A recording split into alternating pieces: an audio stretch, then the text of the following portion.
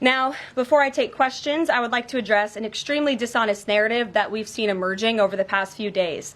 Many outlets in this room have been fear-mongering the American people into believing there is a constitutional crisis taking place here at the White House. I've been hearing those words a lot lately.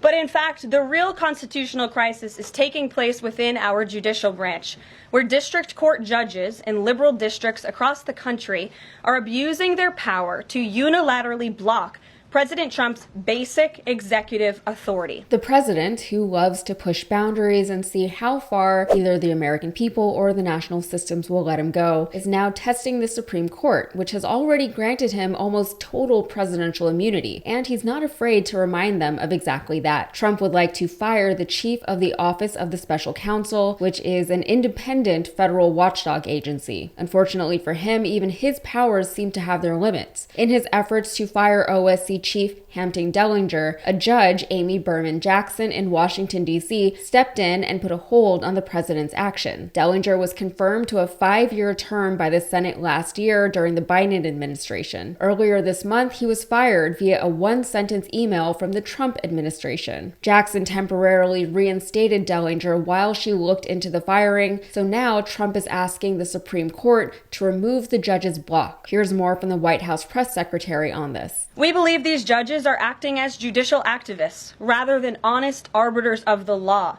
And they have issued at least 12 injunctions against this administration in the past 14 days, often without citing any evidence or grounds for their lawsuits.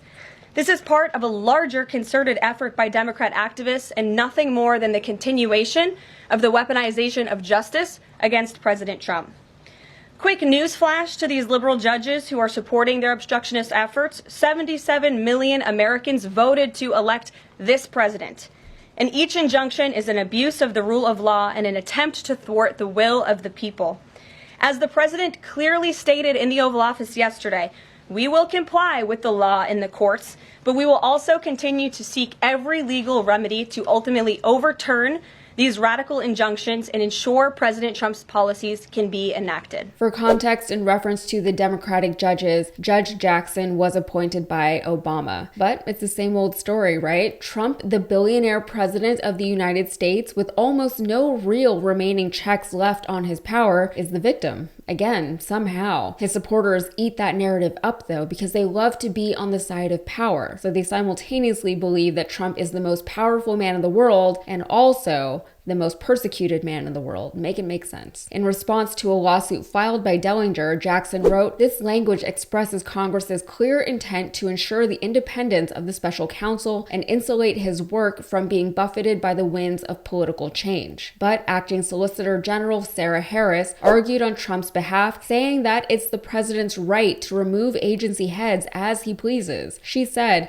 "This court should not allow lower courts to seize executive power by dictating to the president how long he must continue employing an agency head against his will. As this court observed just last term, Congress cannot act on and courts cannot examine the president's actions on subjects within his conclusive and preclusive constitutional authority, including the president's unrestricted power of removal with respect to executive officers of the United States whom the president has appointed." Basically, the justice system is working as it should as a check on presidential power, and Trump, the president, is mad about this because he doesn't think that check, or seemingly any checks, should be placed on his presidential power. And you almost can't blame him for thinking that, considering the Supreme Court ruling last year that practically gave him absolute presidential immunity. We all said back then that this would be a bad thing, but it didn't matter what any of us said or thought. It was what Trump wanted. Trump, the wannabe dictator / monarch / Putin, wants to be able to do whatever he wants to do as president without anyone, not even Congress or the judicial system,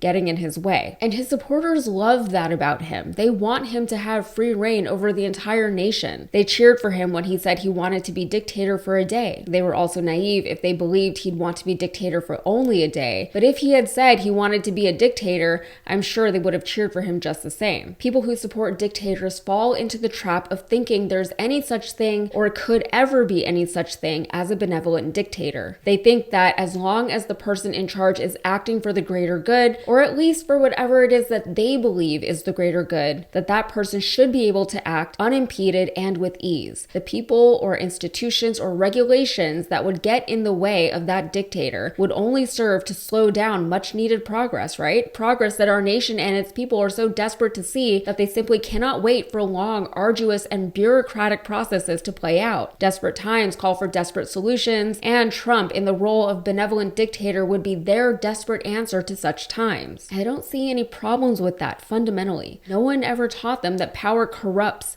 and that it needs to be controlled and managed and mitigated and checked by external forces. No one ever taught them to be skeptical of people who seek massive amounts of power, wealth, and control. And they're far too trusting of people they don't know, or more importantly, of people who don't know them. Trump doesn't care about the people who voted for him. He only ever cared about them while he was on the campaign trail, and even then, he told voters on a few occasions that he did not need their votes. Not exactly something a presidential candidate, especially not one who had already lost 2 popular votes, would ever reasonably say during a presidential campaign. I don't care how confident you are in your win. It was a strange comment before he won the election, and it's still a strange comment after he won the election. The Supreme Court, which took a break for President's Day, has not yet said whether it will hear Trump's appeal, so we'll keep an eye on the story. But keep in mind that everything a president does and is allowed to do sets a legal precedent, and none of this should be taken lightly by the American people. All right, that's it for me. If you got anything out of this, please like the video and subscribe to the channel for more. Thanks.